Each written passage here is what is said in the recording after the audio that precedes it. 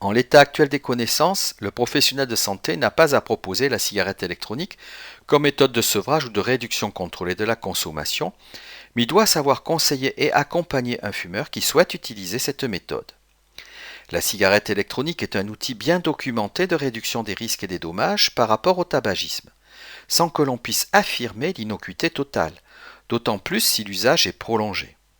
En effet, il s'agit d'une forme de nicotine à effet rapide, intense et gratifiante, comme la cigarette, mais sans la nocivité de la combustion, à l'inverse des patchs qui ont une diffusion lente, mais continue et non gratifiante. Il est important que la décision et l'engagement du fumeur sur son usage soient clairs. S'agit-il d'une solution pour arrêter le tabac, avec un arrêt rapide ensuite de la cigarette électronique?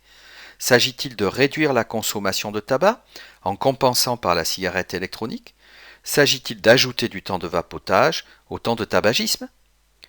Il est important que le fumeur soit bien conseillé sur son achat de cigarettes électroniques et de produits. Il doit pouvoir essayer afin de vérifier que ses sensations sont bonnes au niveau de la délivrance de la vapeur et du goût choisi. Il doit ensuite titrer suffisamment en nicotine si son objectif est l'arrêt ou la réduction contrôlée. Pour cela, on lui indiquera les signes de sous-dosage et de surdosage. Le suivi sera aussi long et régulier que celui proposé pour les autres traitements, en fonction des objectifs du patient.